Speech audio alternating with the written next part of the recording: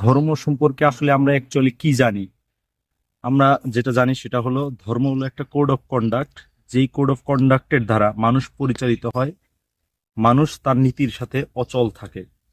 এখন আপনি সাধারণত বিভিন্ন মানুষ বলে থাকে পৃথিবীতে ধর্ম দুই রকম হয়ে থাকে, একটা হলো মুসলমান ধর্ম আর একটা হলো বিধর্মী। কিন্তু এর পরেও কিছু কথা থাকে, সেটা হলো মুসলমান ধর্মের পাশাপাশি অন্যান্য ধর্ম যেগুলো আছে সেগুলোকে আপনাকে স্বীকৃতি দিতে হবে।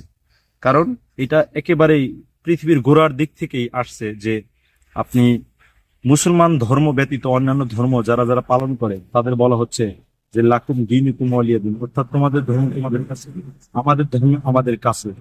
সুতরাং এটা খুবই স্পষ্ট যে আপনি যে ধর্মেই পালন করেন সেই ধর্মটা আপনি কিভাবে কোড অফ কন্ডাক্ট আপনাকে নিয়ন্ত্রিত করছে সেই ধর্ম, সেটা হলো বড় কথা।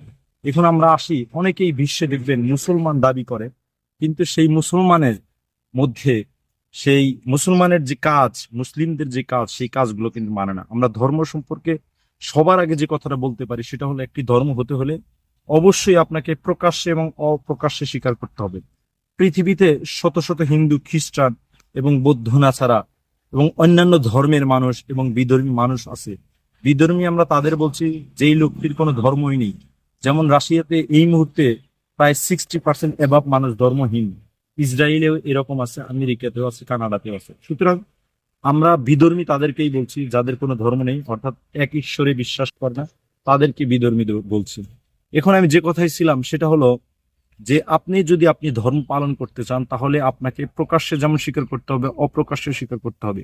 প্রশ্নটা এখানেই, পৃথিবীতে অনেক অনেক মানুষ আছে কিন্তু তারা প্রকাশ্যে স্বীকার যেমন করছে, অপ্রকাশ্যে স্বীকার করছে না। আবার কিছু মানুষ আছে আপনার অনেক বিধর্মী বা অনেক ধরনের ধর্ম পালন করে, কিন্তু তারা ভিতরে ভিতরে উপরওয়ালাকে সৃষ্টিকর্তা মানে উপরওয়ালাকে আল্লাহ বলে স্বীকৃতি দেয়, কিন্তু সেটা প্রকাশ্যে বলে না, ফ্যামিলির চাপে, পারিবারিক চাপে বা রাষ্ট্রীয় চাপে।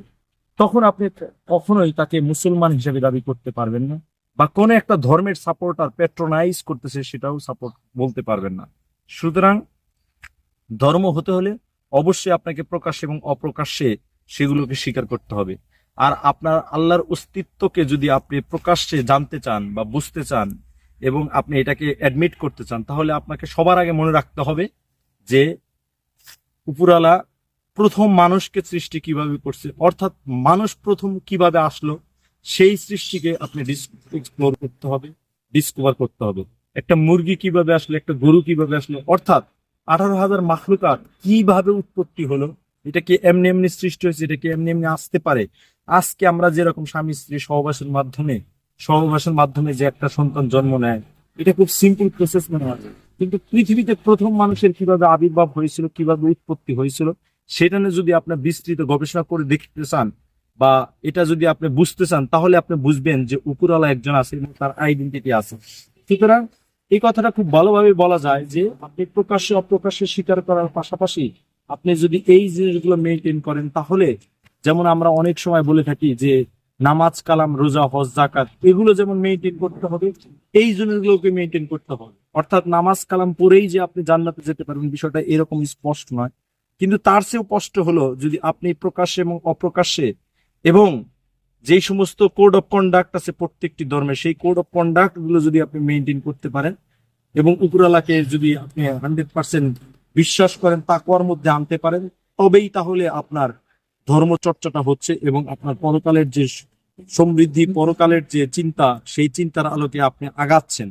এখন যে বিষয়টা বলা দরকার সেটা হলো আমরা অনেকেই 5 ওয়াক্ত নামাজ পড়ছি, কাজকর্ম করছি, ভালো ভালো কর্ম করছি, কিন্তু আমি ফাইল আটকে ঘুষ খাচ্ছি, আমি বিভিন্ন কাজের অজুহাতে ঘুষ খাচ্ছি, আমি সিনিয়র জুনিয়রিটি মেনটেন করতেছি না, আমি যাকে ইচ্ছা তাকে বলছি, আমার পাওয়ারের কারণে, আমার রাজত্বের কারণে, আমার সিংহাসনের কারণে, আমার শিক্ষার কারণে।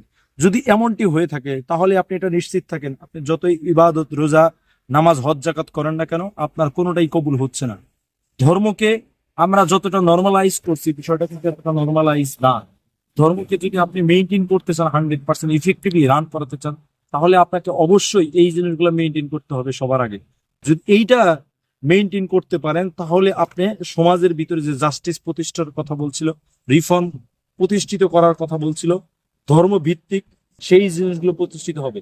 দেখেন হযরত মুহাম্মদ সাল্লাল্লাহু আলাইহি সাল্লামের সময় যে সমস্ত সাহাবীগুলো ছিল, সেই সমস্ত সাহাবী ডিক্লার্ড হয়েছিল দুনিয়াতে যে তারা জান্নাতে যাবে এবং যাচ্ছে।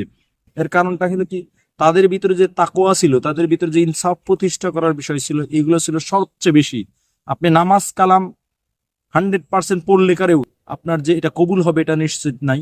কিন্তু আপনি যদি দুনিয়াতে জাস্টিস প্রতিষ্ঠা করার জন্য, রিফর্ম প্রতিষ্ঠা করার জন্য, মানুষের প্রাপ্য অধিকার ফিরিয়ে দেওয়ার জন্য, মানুষের প্রাপ্যটা ফিরিয়ে দেওয়ার জন্য আপনি বিভিন্ন সমস্যা সমাধান সঠিকভাবে করতে পারেন, তাহলে এইগুলো একেবারে কবুলিয়াত আমল হিসেবে কবুল হয়। পৃথিবীতে কোনো মানুষ যদি বলে শুধুমাত্র নামাজ কালাম রোজা হজ জাকাত করে সে জান্নাতে যাবে, তাহলে এটা ভুল। কারণ একটা চাকরির পিছনে আমরা যে পরিমাণ টাইম দিই, যে পরিমাণ শিক্ষা দীক্ষা অর্জন করি, যে পরিমাণ সময় আমরা টেবিল বা বইপত্রের উপরে দিয়ে থাকি, এই একই রকম চিন্তা করেন যে জান্নাত এত বড় একটা নিয়ামত যে সারা পৃথিবীর সব ধন সম্পদ দিয়ে একটা জান্নাত আপনি কিনতে পারবেন না। তাহলে সেই জান্নাতকে অর্জন করতে হলে আপনার কি পরিমাণ ড্রাইভ দিতে হবে, কি পরিমাণ চেষ্টা তদবির থাকতে হবে, একটু আপনি হিসাব করে দেখতে পারেন। সুতরাং ধর্মটাকে আমরা যেভাবে নর্মালাইজ করি, বিষয়টা কিন্তু এতটা সহজ না। এটা একটা স্পষ্টত কোড অফ কন্ডাক্ট। এটা শুধুমাত্র নামাজ রোজা হজ জাকাতের মধ্যে না।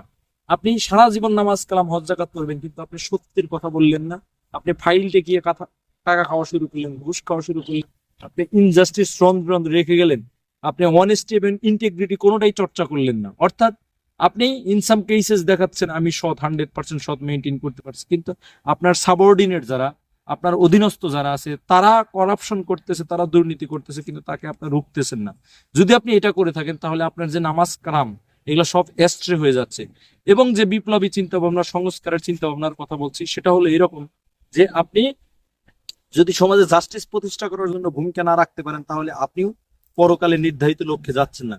যদি এমনটি হতো, তাহলে হযরত মুহাম্মদ সাল্লাল্লাহু আলাইহি সাল্লাম শুধুমাত্র নামাজ কালাম এবং সাহাবীদের নিয়ে গ্রুপে গ্রুপে তাকওয়া ভিত্তিক আলোচনা বা কথাবার্তা বলে সে দুনিয়া ত্যাগ করতে পারতো। তাকে যুদ্ধের ময়দানে যেতে হতো না, তাকে বিভিন্ন সময় হিজরত করতে হতো না, বিভিন্ন ধরনের প্রেশারাইজের শিকার হতে পারতো না। সুতরাং আসুন, আমরা যারা ধর্ম চর্চা করতে থাকি, সত্যিকার অর্থেই ধর্ম পালন করতে চাই, আপনি যে ধর্মেই থাকেন সেই ধর্মটাকে যদি পালন করতে চাই, তাহলে আপনার সংস্কারের কথা বলতে হবে, বিপ্লবের কথা বলতে হবে, জাস্টিস সমাজে জাস্টিস প্রতিষ্ঠার কথা বলতে হবে, ন্যায় ইনসাফ প্রতিষ্ঠার কথা বলতে হবে। যদি এগুলো করতে পারেন এবং এক আল্লাহতে বিশ্বাস করেন, তাহলেই আপনি কামিয়াবি দুনিয়াতে হবেন এবং পরকালে হবেন।